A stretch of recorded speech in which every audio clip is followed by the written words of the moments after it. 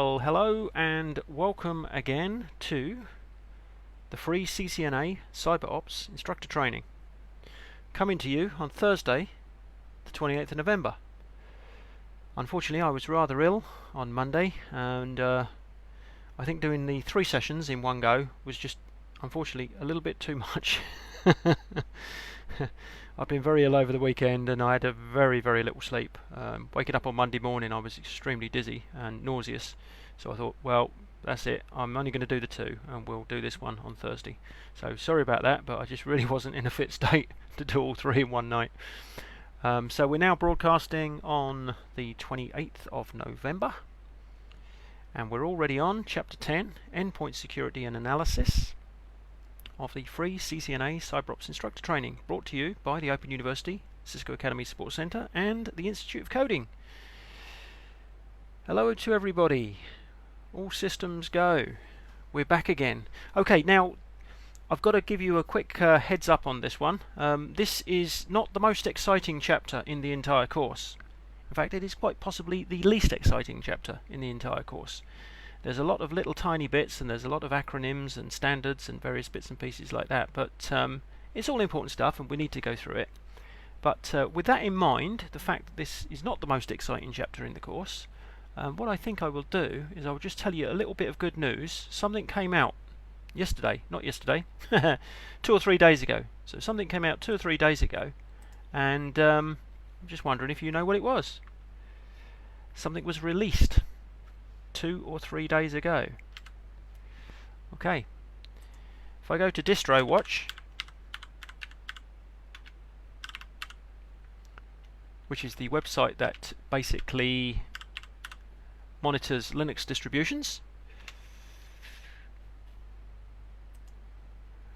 this will list all of the Linux distributions that are released and when they're released, and I'll give you a little bit of information. Notice the second one down on the list. Yeah, we've had a new release of Kali Linux. Yep, the 4th release this year of Kali Linux, 2019.4. So this will be the last release this year. Super up to date as of the 26th of the 11th, 2019. So there you are. Just when you thought you had nothing to do, nothing fun to do, you can now go and download the very latest version of Kali Linux and have a little play with it, which is precisely what I've done. So there we go. This is the very latest version of Kali Linux, only released 2 days ago. And you can see there's a slight change in the desktop environment now. We go down here for applications. It looks good. It does look good. I tried to install it using the OVA file, going to Offensive Security and pulling off the .ova file for VirtualBox, and unfortunately that didn't work on my machine. That doesn't mean it's not going to work on your machine. It might just be something to do with these hardware setup on my machine. But the OVA file seemed to load. I logged in and then it just went to a dark blue screen with absolutely nothing on it, and it stayed there forever. So what I did was I downloaded the ISO file instead, and I actually just booted it off the ISO file and did a completely fresh, clean install, and that worked perfectly.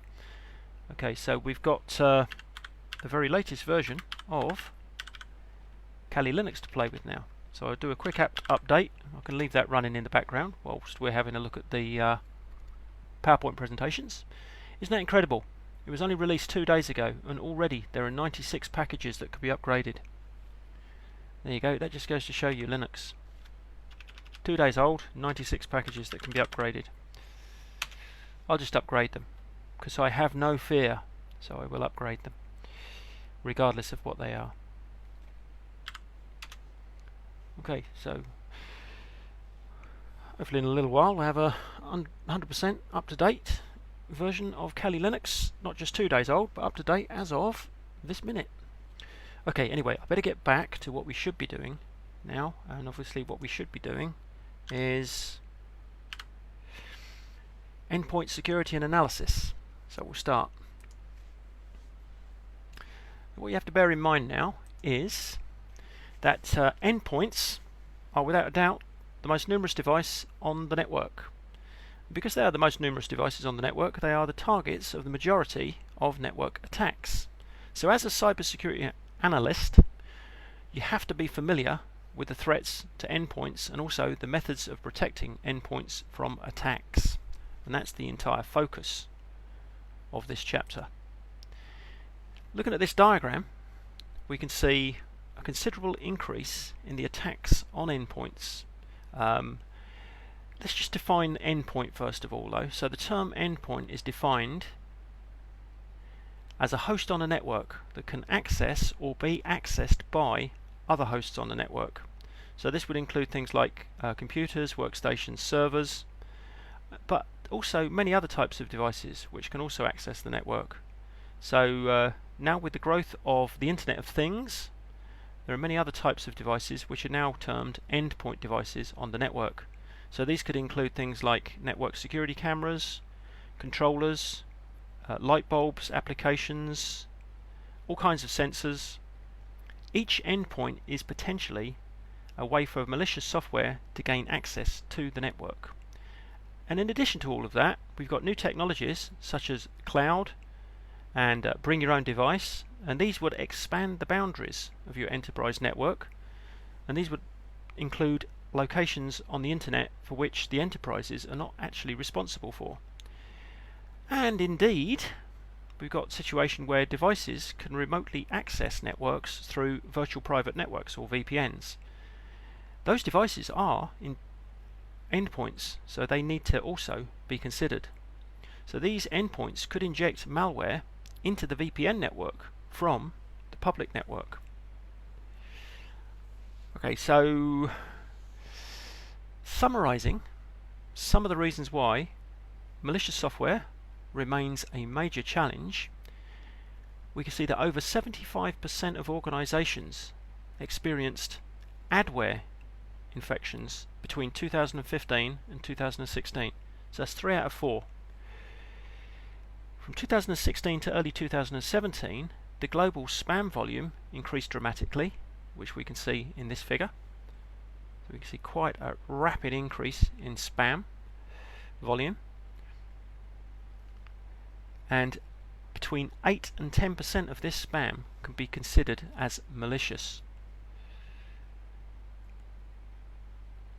Malware, which targets the Android mobile operating system, was also in the top 10 most common types of malware found back in 2016.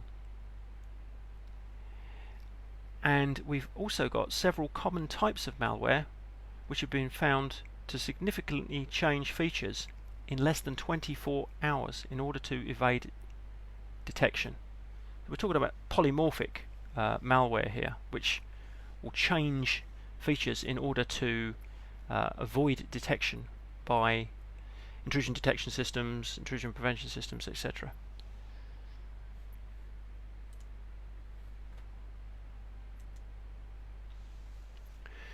Now, if you look at the news media or reports on security, network security, you'll find that they commonly cover external network attacks on big enterprise networks.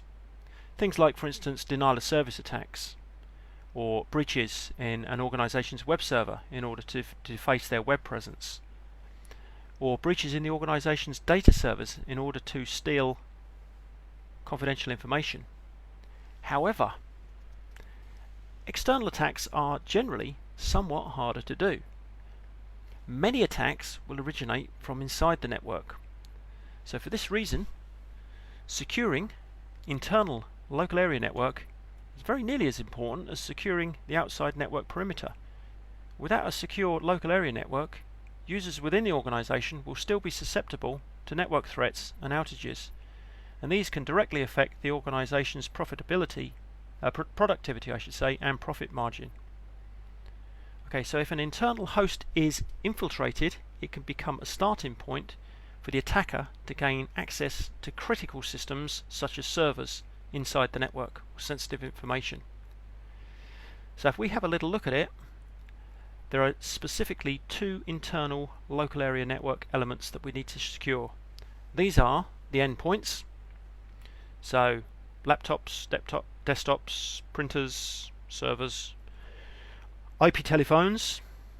All of these are susceptible to malware related attacks, and the actual network infrastructure itself. So local area network infrastructure devices which interconnect the endpoints. So this would include switches, layer 2, layer 3 switches, wireless devices, IP telephony devices, in other words the controllers for the IP telephones, things like the call managers. Most of these devices are susceptible to LAN related attacks, typically MAC address table overflow attacks or spoofing attacks or DHCP related attacks, local area network storm attacks, spanning tree protocol manipulation attacks, and virtual local area network attacks.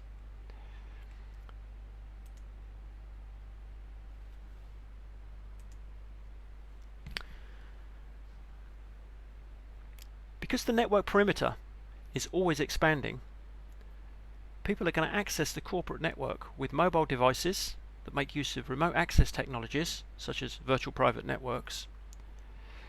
Those devices are also used on unsecured or minimally secured public and home networks.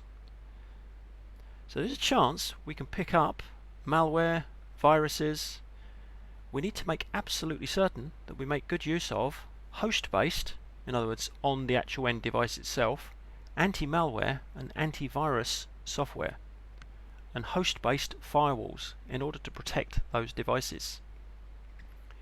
If we first of all look at antivirus and anti-malware software, this is software which is installed directly on the host in order to detect and mitigate viruses and malware. Typical examples are Windows Defender, Norton Security, McAfee makes some, Trend Micro, and there are many others. Anti-malware programs may detect the viruses using 3 different types of approach. These are known as signature-based approach, and this approach recognizes various characteristics of known malware files. It effectively recognizes the signature of that file. Heuristics-based, this approach recognizes general features which are shared by various types of malware. And behavior-based approach, and this approach employs analysis of suspicious behavior. So host-based firewall, the host-based firewall will actually restrict incoming and outgoing connections. Now, Windows has a host-based firewall built in. This is known as Windows Defender, or the older version, Windows Firewall. Linux systems, they will also have their own firewalls. Linux in fact has even more, which is not entirely surprising because of the customizability of the Linux operating system. The main Linux firewall, is known as IP tables. However, you have NFT tables, you have TCP wrapper. And of course the job of these firewalls is to permit or deny traffic based on specific rules. We also have what are known as host-based security suites. Now it's recommended to install host-based security suites on your end devices. These host-based security suites will include antivirus, anti-phishing, safe browsing, host-based intrusion prevention systems, or HIPS, and firewall capabilities. These security measures provide a layered defense in order to protect against most common threats. What we're trying to do is we're trying to do defense in depth, so we have many layers of defense. If one layer is broken through, the attack will be stopped by the next layer. Also, in addition to the actual protection functionality provided by host-based security products, there is a telemetry function. So most host-based security features, security software will make use of robust logging functionality, and this is essential to cybersecurity operations. So some host-based security programs will actually submit logs to a central location for analysis. There are many different types of host-based security programs and suites available to users and enterprises. So for instance, the independent testing laboratory, AV test, this will produce high quality reviews of host-based protection. In the online material, you've got a link where you can click to learn more about the AV test, independent testing laboratory.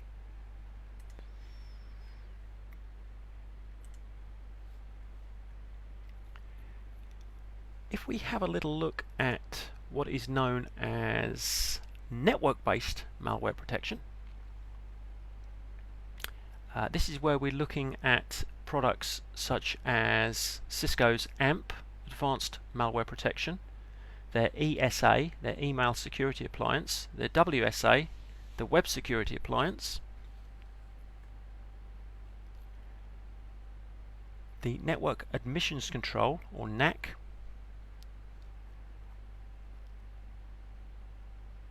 these devices will provide many more layers of scanning than is possible with a single endpoint solution.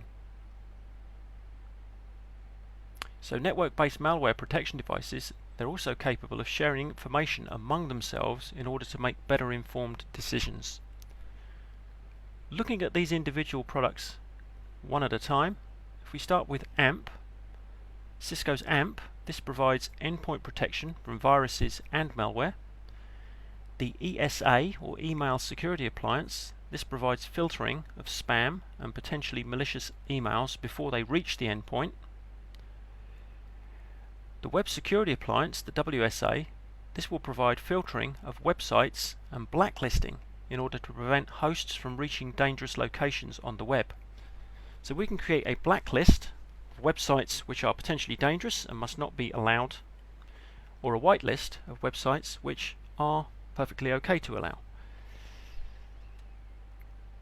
So the Cisco WSA, this will provide control over how users access the internet, and it can enforce acceptable use policies. It can control access to specific sites and services, and it can also scan for malware.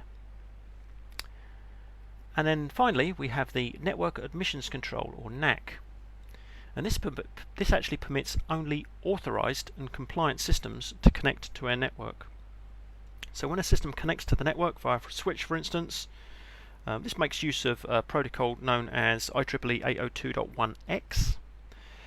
And if the system is authorized and the system is compliant, in other words it's patched and it has antivirus on to the correct compliance standards, then it will be allowed onto the network. If not, it can be quarantined off of the network, possibly simply by sending it into a separate VLAN, a quarantine VLAN.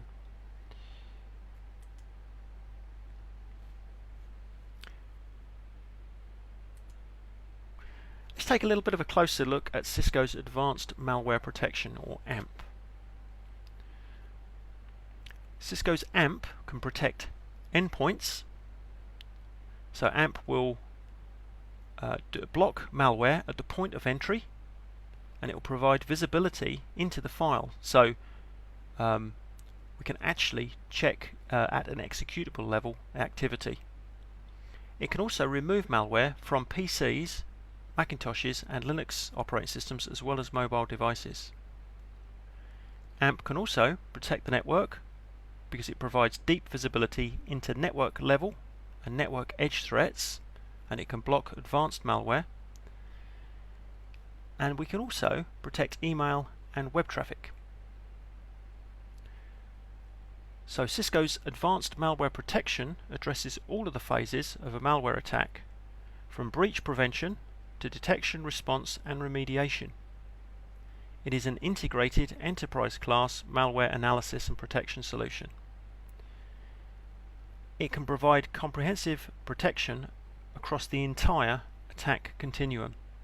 So before the attack, AMP will make use of global threat analysis from Cisco's Talus Security Analysis and Research Group, and also the Threat Grid, threat intelligence feeds, in order to strengthen defenses and protect against known and emerging threats. During the attack, AMP uses intelligence coupled with known file signatures and Cisco's Threat Grid dynamic malware analysis technology. It can identify and block any policy violating file types or exploit attempts, as well as malicious files trying to infiltrate the network. And after the attack, it goes beyond point-in-time detection capabilities, and it continuously monitors and analyzes all file activity and traffic, searching for any indications of malicious behavior. So this happens not only after the attack, but also after a file is initially inspected. If there's a file with an unknown or previously deemed good disposition and it starts behaving badly, then AMP will detect this and instantly alert the security team with an indication of a possible compromise. It will then provide visibility into where that malware originated, what systems were infected, and what the malware was actually doing. It also provides controls to rapidly respond to the intrusion and to remediate it with simply a few clicks. So this gives the security team the level of deep visibility and control that they need in order to quickly detect attacks, determine the impact, and then contain the malware before it causes any damage. Now, Cisco's AMP is a very flexible product. It can be deployed on endpoints. It can also be deployed on the ASA, which is Cisco's Adaptive Security Appliance firewall, and Firepower firewalls, as well as various other applications such as the ESA, Email Security Appliance, and the WSA, the Web Security Appliance, and also the Meraki MX.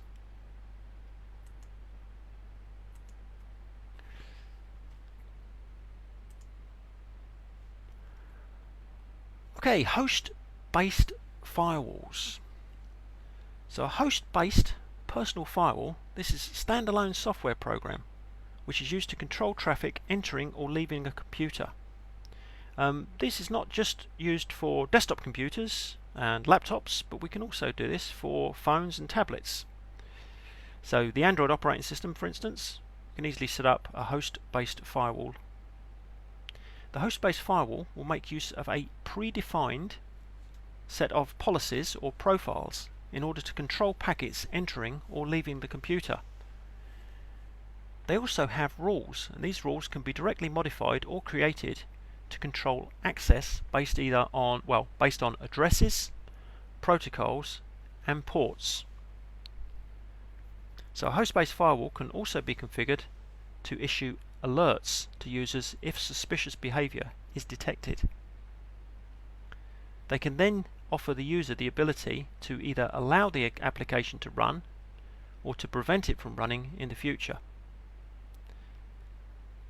Now, logging varies depending upon the firewall application, but it will typically include the date and time of the event, whether the connection was allowed or denied, information about the source and the destination IP address of the packets, the source and destination ports of the encapsulated segments, so transport layer, and in addition any common activities such as DNS lookups and other routine events that show up in host-based firewall logs. This allows filtering and other parsing techniques so as we can inspect large amounts of log data. Typical host-based firewalls on our Windows firewall. So first included on Windows XP, we have the Windows firewall. This makes use of a profile-based approach to configuring firewall functionality. So for example, access to public networks is assigned using the restrictive public firewall profile. The private profile is for computers which are isolated from the internet by some other security device, such as your home router, if it has firewall functionality. And we have the domain profile. This third profile is chosen for connections to trusted networks, such as a business network, which is assumed to have adequate security infrastructure in place. The Windows firewall also has logging functionality, and it can be centrally managed and customized. And this can be done using group security policies from a management server, such as the System Center 2012 Configuration Manager. So Windows has this covered. Needless to say, things get slightly more complicated with Linux because we've got three choices. Well, at least three choices. We have the standard, IP tables. This is an application that allows a Linux systems administrator to configure network access rules. These are part of the Linux kernel net filter modules. So the Linux kernel has these net filter modules built into it, and the IP tables will give us host-based firewall functionality by allowing us to configure access rules, which are part of that Linux kernel net filter module. We also have the successor to IP tables, which is known as NF tables. Sorry, NF. Well, it is NF tables. I always seem to say it's NFT tables, but it's actually NF tables.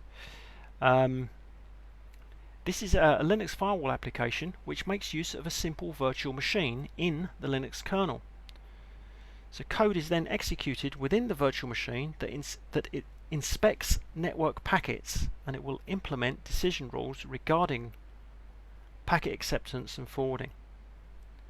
Then we have a TCP wrapper. And TCP wrapper, this is a rules-based access control and login system for Linux. Effectively, packet filtering, and it's based on IP addresses and network services.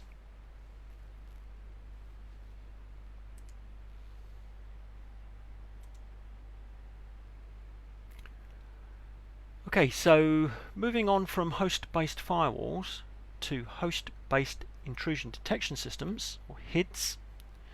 There's also host-based intrusion prevention systems, or HIPS. And the distinction between a host-based intrusion detection system and an intrusion prevention system is somewhat blurred.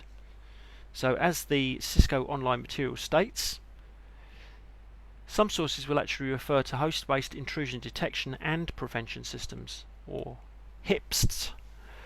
The host-based intrusion detection system is designed to protect hosts against known and unknown malware. So the HIDS can perform detailed monitoring and reporting on the system configuration and application activity. It can also provide log analysis, event correlation, integrity checking, policy enforcement, rootkit detection, and alerting. These are very powerful systems. Now, a host-based intrusion detection system will frequently include a management server endpoint, as we can see in the figure on this particular slide. The host-based intrusion detection systems software is installed on the hosts, so it's actually known as agent-based. Okay, because the HIDS software runs directly on the host, it's considered what's known as an agent-based system.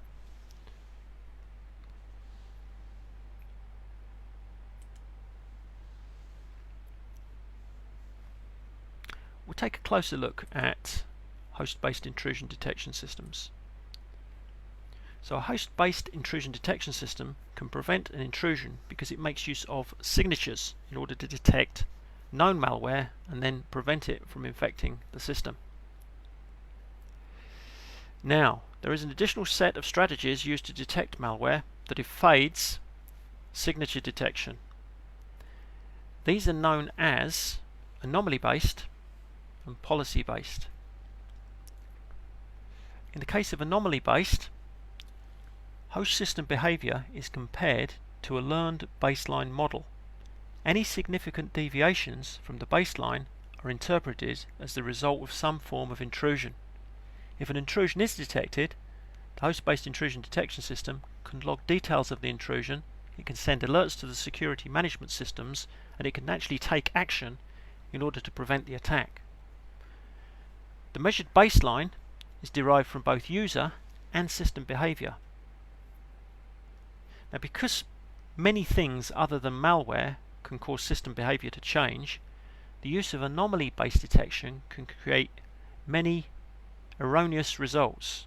So this can increase the workload for security personnel and also lower the credibility of this type of system. Better way to do it is policy-based. So normal system behavior is described by rules or the violation of certain rules. These are predefined. The violation of these policies will result in an action being taken by the host-based intrusion detection system. It may attempt to shut down software processes that have violated rules, and it can log these events and alert personnel to these violations. Most HID software comes with a set of predefined rules. However, with some systems, administrators can create custom policies that can be distributed to hosts from a central policy management system. Very powerful, very powerful. Let's have a little look at some typical host-based intrusion detection products. There's many on the market. Most of them utilize software on the host and also some form of centralized security management functionality. This allows integration with network security monitoring services and threat intelligence.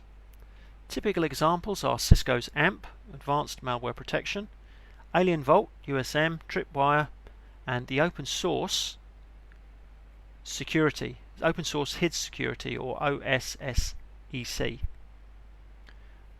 OSSEC uses a central management server and agents which are installed on the individual hosts. Now, at the time these slides were written, the agents were only existing for Microsoft Windows platforms. You've got to bear in mind that that situation could change by now. For other platforms, OSSEC can operate as an agentless system, and it could be deployed in virtual environments. So OSSEC server can also receive and analyze alerts from a variety of network devices and firewalls using syslog. OSSEC monitors system logs on hosts and also conducts file integrity checking. OSSEC can detect rootkits, and it can also be configured to run scripts or applications on hosts in response to event triggers.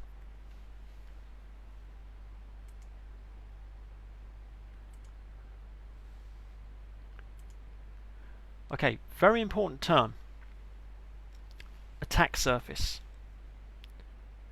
So if we recall that a vulnerability is a weakness in the system or its design that can be exploited by a threat, then the attack surface is the total sum of the vulnerabilities in a given system that is accessible to an attacker. The attack surface can consist of open ports on servers or hosts, software that runs on internet-facing servers, wireless network protocols, or even the users themselves. Users are very, very vulnerable to attacks such as social engineering. Now the attack surface continues to expand. More devices are connecting to the network through the Internet of Things and bring your own device technologies. Much of the network traffic flow between devices and some locations, much of the network traffic does actually flow between devices and some locations in the cloud. The use of mobile devices also continues to increase. So all of these trends contribute to a prediction that global IP traffic will increase threefold in the next 5 years. It's quite amazing, isn't it? Okay, so SANS Institute described three components of the attack surface. These are the network attack surface. This attack exploits vulnerabilities in networks. This can include conventional wired and wireless network protocols, as well as other wireless protocols used by smartphones and Internet of Things devices. Network attacks also exploit vulnerabilities in the network and the transport layer of the OSI layer model. Software attack surface. The attack is then delivered through exploitation of vulnerabilities in web, cloud, and host-based software applications. And then we have, of course, the human attack surface, never to be underestimated. The attack exploits weaknesses in user behavior. So such attacks would include social engineering, malicious behavior by trusted insiders, and simple user error.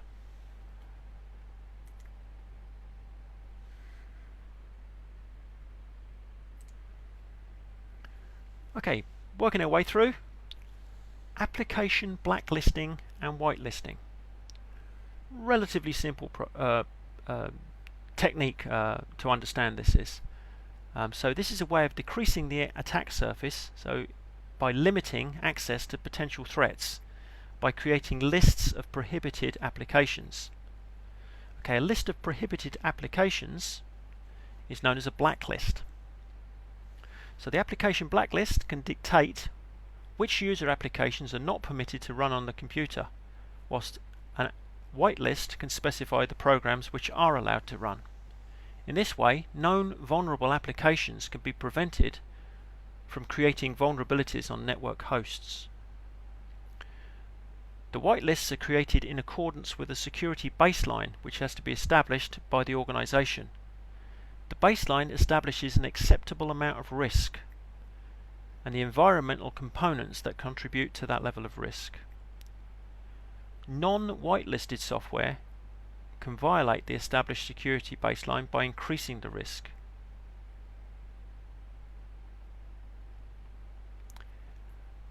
Websites can also be whitelisted and blacklisted.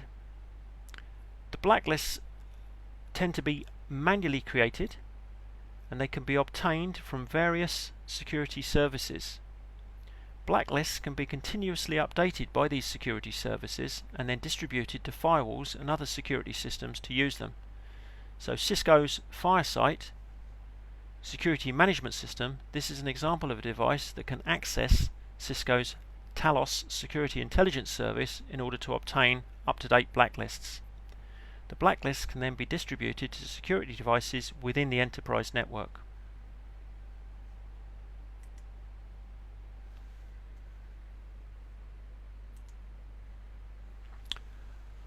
Okay, another interesting concept, sandboxing. Sandboxing is a technique which allows suspicious files to be executed and analyzed in a safe environment. Automated malware analysis sandboxes offer tools which analyze malware behavior. So these tools observe the effects of running unknown malware so that features of the malware behavior can be determined and then used to create defenses against it. So of course what we have is we also have what's known as polymorphic malware, and polymorphic malware changes frequently and this new malware appears regularly. So the malware will enter the network despite the most robust perimeter and host-based security systems. Host-based intrusion detection systems and other detection systems can create alerts on suspicious malware that's entered the network and executed by a host. So systems such as Cisco's Advanced Malware Protection can track the trajectory of the file through the network, and then it can roll back the network events in order to obtain a copy of the downloaded file. That file can then be executed in a sandbox, such as Cisco's Threat Grid Glovebox. Cisco have got a product for just about everything, so their sandbox product is Cisco's Threat Grid Glovebox, which is not always easy to say. We can execute the file in that sandbox, and then the activities of the file can be documented by the system. This information can then be used in order to create signatures to prevent the file from entering the network again. So a nice, safe sandbox in order to run our files, see what they do, capture the signatures, so we can make use of that information in order to prevent the file from entering the network again. There is a free malware analysis system, Sandbox, which is known as Cuckoo Sandbox, and this can be run locally and have malware samples submitted to it for analysis.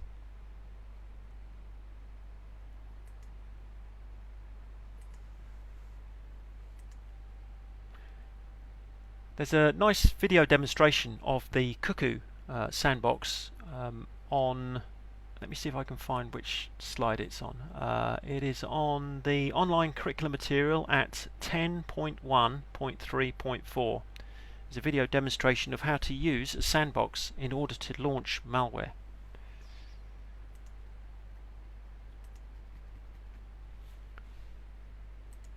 Okay, now, network profiling. I said this chapter got lots and lots and lots of bits on it, which we have to work our way through. Not the most exciting chapter in the world, and there's an awful lot of terms and product names and things like that to remember, but it's very useful stuff. So, network profiling. In order to detect serious security incidents, it's very important that we understand, characterize, and analyze information about normal network functionality. So, networks, servers, and hosts will all exhibit typical behavior for a certain point in time. Network and device profiling can provide a baseline that serves as a reference point, and then unexplained deviations from this baseline could indicate a compromise. For example, increased utilization of WAN links at unusual times. This could indicate a network breach or the exfiltration of data. Hosts that begin to access obscure internet servers or resolve domains that were obtained through dynamic DNS or make use of protocols or services that are not needed by the system user can also indicate a compromise. So deviations in network behavior are difficult to detect if the normal behavior is not known. Now, tools like NetFlow, Cisco's NetFlow, or Wireshark can be used to characterize normal network traffic characteristics. However, because organizations can make different demands on the networks depending on the time of day or year, network baselining should be carried out over an extended period of time. So some of the questions to ask when establishing a network baseline would be the session duration. This is the time between the establishment of the data flow and its termination. Another thing is the total throughput. So this is the amount of data passing from a given source to a given destination in a specific period of time. The ports used. This is a list of the TCP or UDP ports at the transport layer, the processes that are available to accept the data, and critical asset address space. So these are the IP addresses or the logical locations of essential systems and data.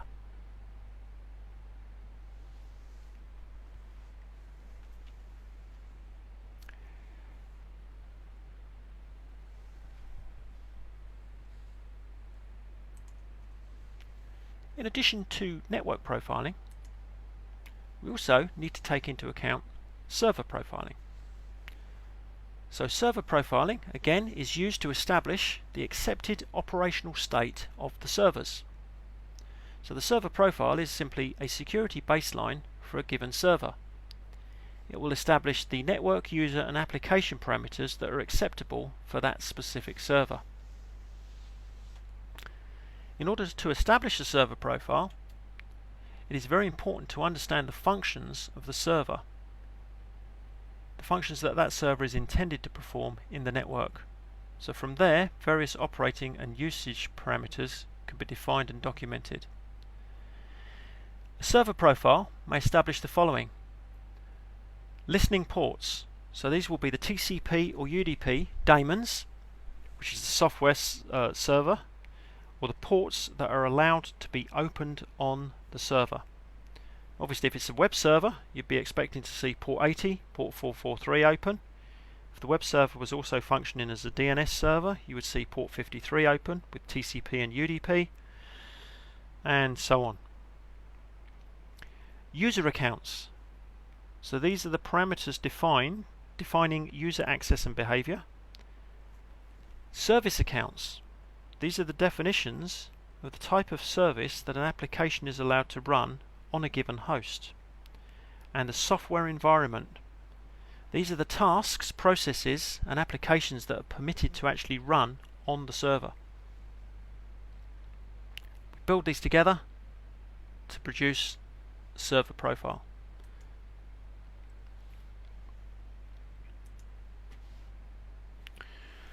Okay, network anomaly detection. So network behavior is described by a large amount of diverse data, such as packet flows, features of the packets themselves, telemetry coming from multiple sources. An approach to the detection of network attacks is the analysis of this diverse and unsecured data, making use of big data analytic techniques. So this entails the use of sophisticated statistical and machine learning techniques to compare normal performance baselines with the network performance at a given time. Significant deviations, these can be an indicator of a compromise. So anomaly detection can recognize network congestion, for example caused by worm traffic that's exhibiting its scanning behavior. Anomaly detection can also identify infected hosts on a network that are scanning for other vulnerable hosts.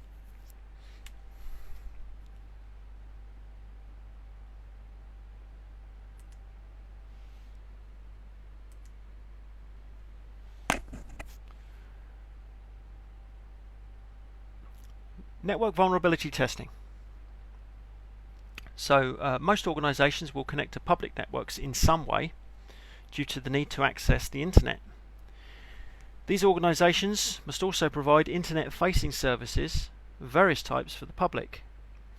Because of the vast number of potential vulnerabilities and the fact that new vulnerabilities can be created within an organization's network and its internet-facing services, periodic security testing is essential. So network security can be tested using a variety of tools and services. Various types of tests can be performed. We can make use of risk analysis. So this is a discipline in which the analysts will evaluate the risk posed by vulnerabilities to a specific organization. So risk analysis includes an assessment of the likelihood of the attacks, identifies the type of likely threat actors, and evaluates the impact of a successful exploit. Vulnerability assessment. So this would be using, for instance, OpenVAS or Nessus or potentially even Nmap. A vulnerability assessment, this test employs software to scan internet-facing servers and internal networks for various types of vulnerabilities. These vulnerabilities include unknown infections, weaknesses in web-facing database services, missing software patches, unnecessary listening ports. Tools for this would include OpenVAS, Microsoft's Baseline Security Analyzer, Nessus, Qualys, FireEye, and numerous other ones. Vulnerability analysis does include, but goes way beyond, simple port scanning. And of course we have our penetration testing. So this type of test uses authorized simulated attacks to test the strength of network security. Internal personnel with hacker experience or professional ethical hackers will identify assets that could be targeted by threat actors. A series of exploits is then used to test the security of those assets. Simulated exploit software tools are frequently used. Penetration testing does not only verify that the vulnerability exists, it actually exploits those vulnerabilities to determine the potential impact of a successful exploit. So an individual penetration test is often known as a pen test, and Metasploit or Metasploit framework is a tool which is used for penetration testing. In fact, I'm wondering whether, if I have time, I might even have a little go at that. I've downloaded the very latest version of Kali Linux. As you can see, we've just done an update on it. This version only came out 2 days ago for anybody who's just joined us. Kali Linux 2019.4, the fourth and final upgrade for 2019, was released on the 26th of November. I've downloaded it. It took an awfully long time to download because I think half the world was trying to download it at the same time, but after about 4 hours I managed to download it, and I've done a quick install. So I've simply done an apt update on it. We've got up-to-date software as of this moment, Be quite interesting to perhaps see if we could actually fire this up against Metasploitable and do a little bit of a penetration test maybe.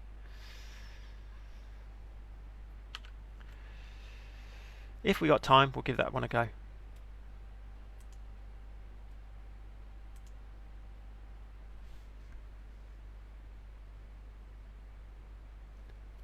We'll move through a little bit quicker now. So CVSS is the Common Vulnerability and Scoring System. This is a risk assessment which is designed to convey the common attributes and severities of vulnerabilities in computer hardware and software. It standardizes the vulnerability scores.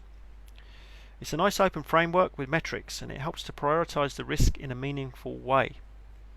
I think it's any score above 3.9, I believe, needs to be acted upon immediately. We'll probably find that in a moment. CVSS uses 3 groups of metrics in order to assess the vulnerabilities. We have the base metric group, the temporal metric group, and the environmental metric group. The first represents the characteristics of the vulnerability that are constant over time and across different contexts. The temporal measures the characteristics of a vulnerability which may change over time but not across user environments. And the environmental measures the aspects of a vulnerability which are rooted in a specific organization's environment. So base metric exploits would include the following: the attack vector, the attack complexity, the privileges required, the user interaction, and the scope. The impact metric components would include CIA triad, the confidentiality impact, the integrity impact, and the availability impact. We have a CVSS calculator, and the calculator is somewhat similar to a questionnaire in which choices are made which describe the vulnerability for each metric group, and then a score will be generated. The base metric group is first completed, then the temporal and environmental metrics modify the base metric result to provide an overall score for the CVSS vulnerability. The higher the severity rating, the greater the impact of, or the greater the potential impact of the exploit, and the greater the urgency in addressing this vulnerability. There we go. So a vulnerability that exceeds 3.9 should be addressed. You cannot leave that unaddressed. There is indeed other vulnerability information sources. So we have the CVE, the Common Vulnerability Exposures. So this is a dictionary of common names in the form of CVE identifiers for known cybersecurity vulnerabilities. We also have the National Vulnerability Database. This makes use of CVE identifiers, and it also supplies additional information such as CVSS threat scores, technical details, affected entities, and also resources for further investigation. Okay, now we're moving on to the compliance regulations. So to prevent security breaches, a number of security compliance regulations have emerged. These regulations will offer a framework for practices that enhance information security whilst also stipulating incident response and penalties for failure to comply. So these are of course US regulations. So we've got FISMA, SOX, HIPAA, PCDSS and GIBLA. I'm not going to go through exactly what each one of these means. I'll just leave you to read through those. It's extremely dry stuff, I'm afraid. I'll leave you to read those in the chapter. What I prefer to do is perhaps have a little go with Kali Linux and see if we can actually do some form of exploit against a vulnerable host. We'll go up against the Metasploitable host maybe. So there we go. These are those regulatory standards. Again, like I say, I think we're getting close to the end of the slides now. I'll let you actually go through those yourself. They're a little bit dry, to be fair. Risk management involves the selection, specification of security controls for an organization. So typically, risk avoidance, stop performing activities that create the risk. Risk reduction, take measures to reduce the vulnerability. Risk sharing, shift some of the risk to other parties. Sharing is caring, ladies and gentlemen, so shift some of the risk to other parties. And risk retention, where we accept the risk and its consequences.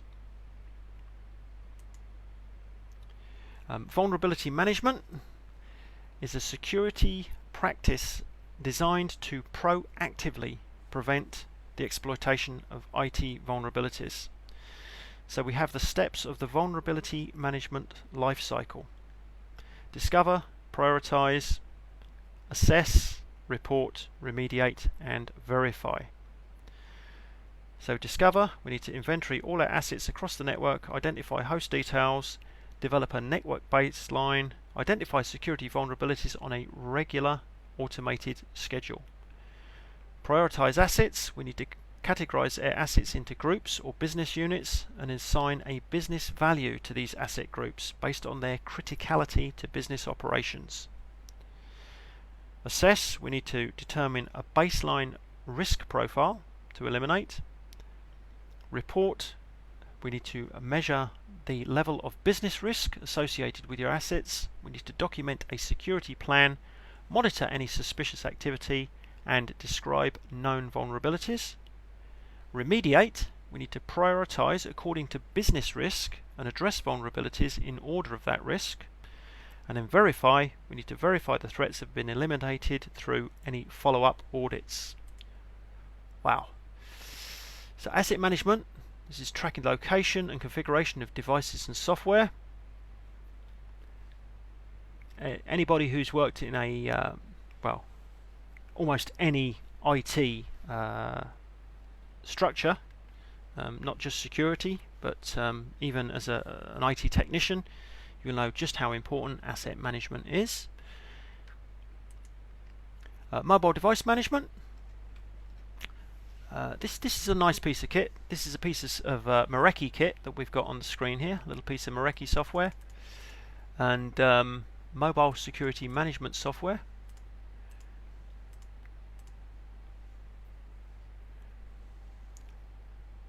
This is extremely important, especially in modern times, because of BYOD, bring your own device.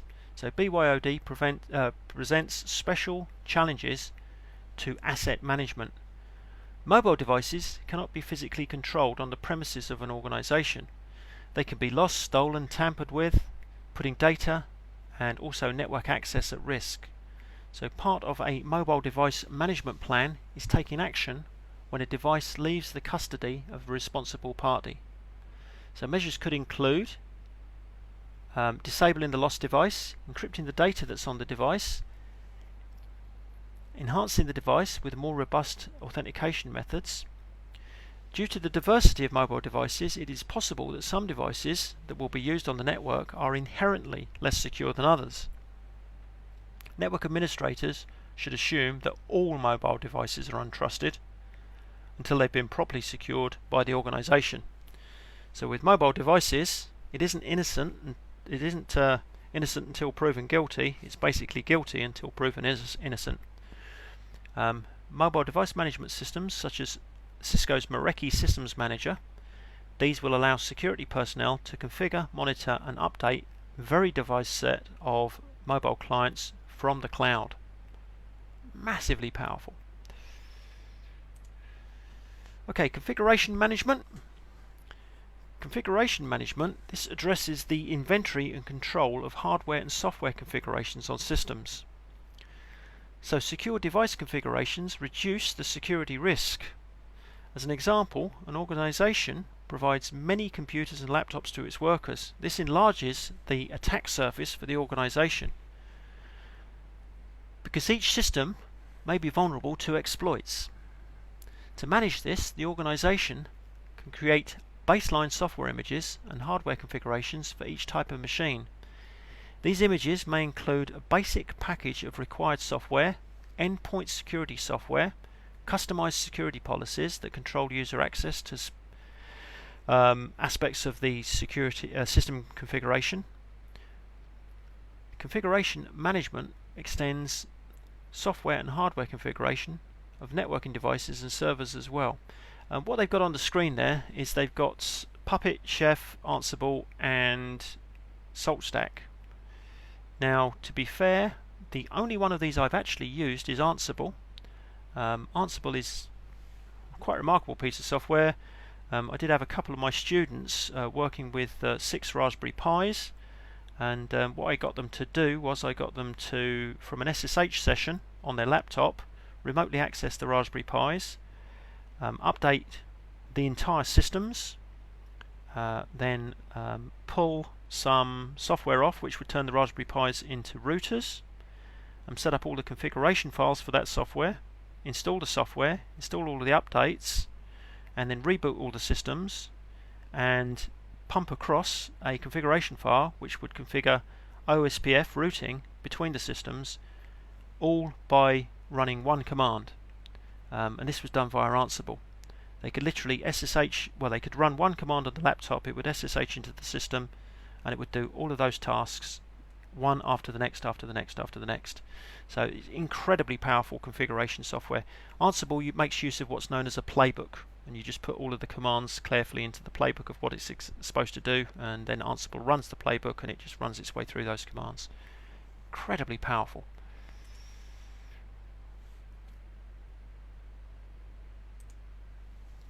Enterprise patch management. So patch management is related to vulnerability management. Vulnerabilities frequently appear in critical clients, servers and network device operating systems and firmware. Also application firmware, especially internet applications and frameworks such as Adobe Acrobat, Flash, Java. These are also frequently discovered to have vulnerabilities. So patch management involves all aspects of software patching, including identifying the required patches, acquiring, distributing, installing, verifying that the patch is installed on all the required systems.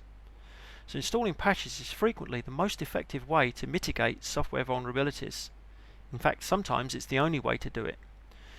So patch management is actually required by some security compliance regulations.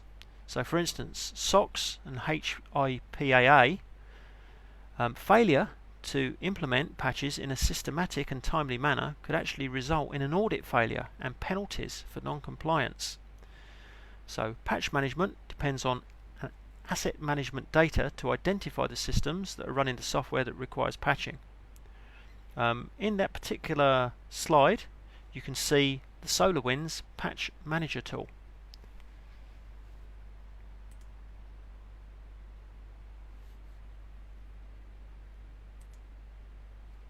So patch management techniques, we've got agent-based. That requires a software agent to be running on each host that needs to be patched. The agent will report whether vulnerable software is installed on that host. The agent will then communicate back with the patch management server, determine if any patches exist for that required installation, and then install the patches. Agentless scanning. The patch management server will scan the network for devices that require patching. The server will then determine which patches are required and install those patches on the client or clients. Only the devices that are scanned or on the scanned network segments can be patched this way.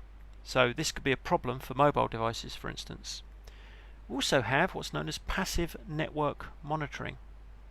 So devices requiring patching are identified through the monitoring of traffic on a network. Now this approach is only effective for software that includes version information in its network traffic.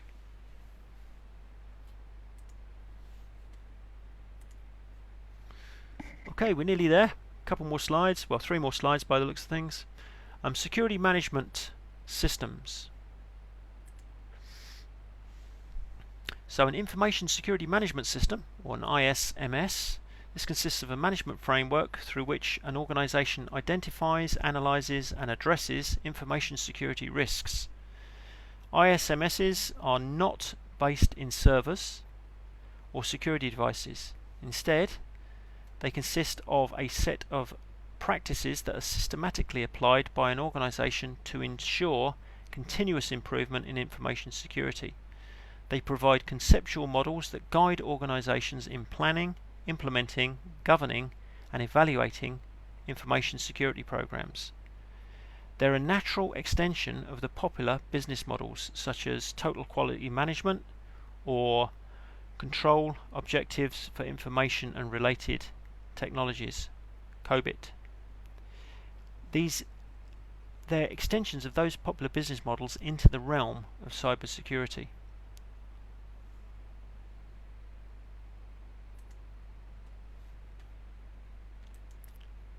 And as far as the standardization of ISMSs, we have the ISO 27000 series standards. So the 27000 series family of standards, these are the internationally accepted standards that facilitate business conducted between countries.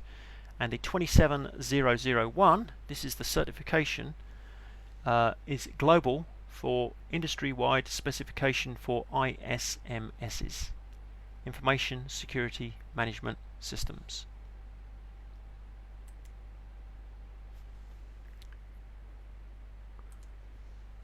Okay, last slide, and then what I'll do is I might have a little go. It's just very intrigued to see if this new version of Kali we can actually do an attack on Metasploitable. Completely off the top of my head, you don't need to stay and watch, but you can if you wish to. One more slide, and then I'll have a little look at Kali and I'll see what we can do. NIST. NIST is very effective in the area of cybersecurity. So NIST have developed cybersecurity framework, which is like the ISO IEC 27000 series. It is a set of standards designed to integrate existing standards, guidelines and practices to help better manage and reduce cybersecurity risks. This framework, the NIST framework, was first issued in February of 2014, and it continues to undergo development. Okay, so we've got here identify, protect, detect, respond and recover core functionality. Okay, ladies, gentlemen, that was quite dry and bitty, or I don't know whether that's really the best word to describe it, bitty sort of chapter, that one. But what we'll do is we will be back at the same time as usual. I hopefully will not have any medical issues this time. We'll be back on the 2nd of December 2019 at 2000 hours. Like I say, you don't need to stay and watch me do this little bit of playing with Kali, but I'm just rather intrigued to see if I can exploit a vulnerability in Metasploitable. So if you wish to, by all means, spend another 5 or 6 minutes with me and we'll see if we can actually break into the Metasploitable server. I have no idea if this is going to work. It's completely off the top of my head. I only downloaded Kali about an hour ago, hour and a half ago.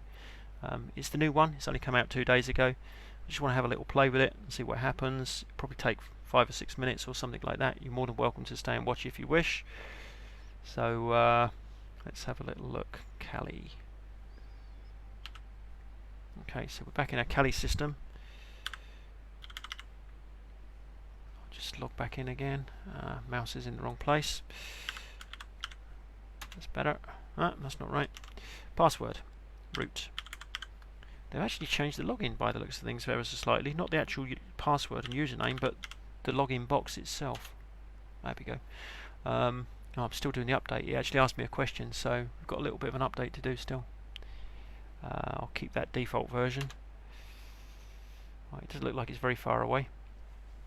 It's amazing, this version of Kali only came out 2 days ago. I did an apt update and there was already 96 packages to update. That's mad, isn't it? Look at that. It's setting up the Metasploit framework. Well, I think I want to use the Metasploit framework, so I might reboot it. But that's okay, because I need to boot up the Metasploitable host anyway. And we'll have to put these on an internal network. So I'll let that install go through. While it's doing that, I'll just get... where's my... There it is.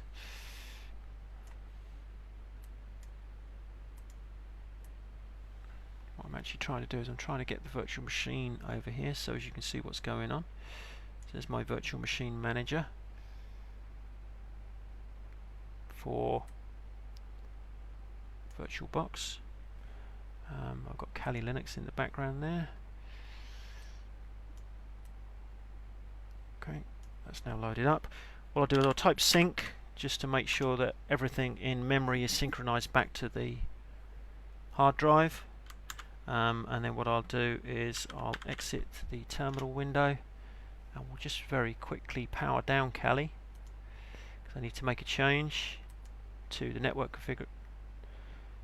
settings. So currently, again, like I say, this probably won't work, but we'll give it a try. Currently we're on the bridged adapter, bridging to my Ethernet card. What I'll do is I'll go onto the host only adapter, going to VBoxNet 0. I think that's what I want to do. We'll go into Metasploitable. Metasploitable is already on the host only adapter, VBoxNet 0. So I'll start up Metasploitable first. Okay, I'll bring that over. So this is a vulnerable server, which is obviously not running VirtualBox guest editions because you can't maximize the screen. However, Metasploitable is a vulnerable Ubuntu server. We log in with MSFadmin and MSFadmin.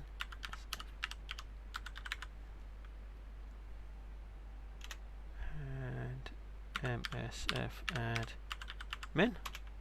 Yeah, okay, that's good. We're in. Can we do sudo su?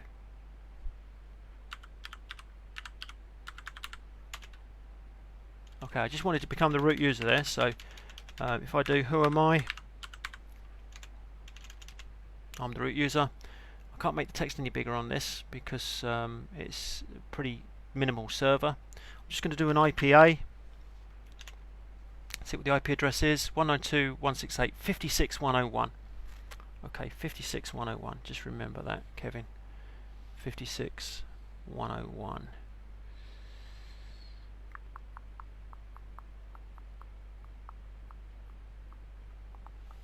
Right, where is my VirtualBox? There we go. We'll start Kali up as well.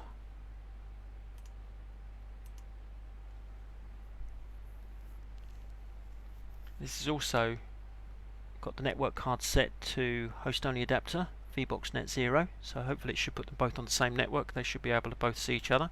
They'll be on an isolated network. Well, that's rather flash, isn't it? The new Kali Linux Dragon there. Root Tor. Wow, that does load quick, I must say. That is really fast. I'll open the terminal emulator up. IPA. That's 56.103. I think the Metasploitable was 192.168.56.101. We'll ping that. Yep, it's answering, so that's good. I probably should check, shouldn't I, rather than just accept that that's what it is. Yep, 56.101. That works for me. Okay. So we have a Kali Linux attacking machine, we have a vulnerable server, we can ping it. Let's run nmap against it. Let's just clear the screen first so as it's near the top. Nmap, we'll do a version scan, -SV, we'll do an operating system fingerprint, see if we can work out what operating system's on there. We'll set T5 on there so as it scans faster. Doesn't worry about closed and filtered ports, etc. And then we'll put in 192.168.56.101. Wow, that's a really new version of Nmap there, 7.80. So we're now going to do the reconnaissance phase of the attack. And what this should do is this should report on any open ports that are existing on the Metasploitable vulnerable server. Now, bear in mind, Nmap is superb, but it's not instantaneous, so it does take a little while to do its scan. Okay, that's good. That looks really good. We do definitely have some open ports. We've got FTP port 21. behind that we've got the VSFTP application, version 2.34. So reconnaissance phases work well. We can see there are loads of open ports on this server that we can attack. I'm very interested to have a go against that one, 5900. 5900 is VNC, which is the virtual network computer. Yeah, okay, so this allows us a graphical login to a system. We can see it's on the Linux box. That's all good. So what I'll do is I'm going to fire up Metasploitable now. You can see that the VNC port is port 59000.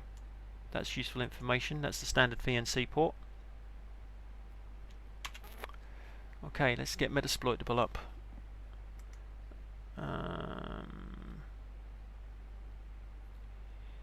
Exploitation tools, Metasploit framework. There we go. Is it going to play? Let's see.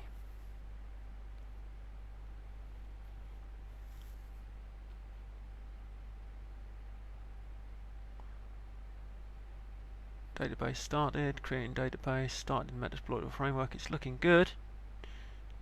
Okay, so this is their exploitation tool, and yes, Metasploit is up and running.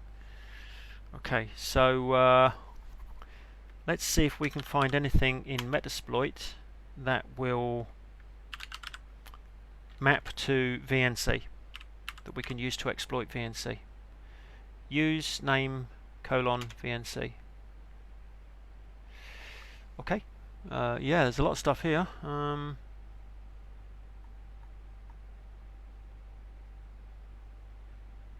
Real VNC bypass, then VNC transversal, VNC login. That one there looks particularly useful. Auxiliary scanner VNC login. This is a VNC authentication scanner. Yep, I like the sound of that. Okay, we'll give that a whirl. So use the auxiliary scanner VNC login. All I did, highlighted it, used the middle button on the mouse, the wheel, pressed it down, that will paste. Okay, so we've loaded that module. Let's do a show options to see what options we've got in that module. Probably need to type in the entire word. Yep, there we go. Show options. Brute force speed. The remote host port is 5900, which is fine because Nmap told us VNC was listening on 5900. Our hosts, the remote host, which is our target host, is empty at the moment, so we'll need to put our target host IP address in. And we'll also change the threads.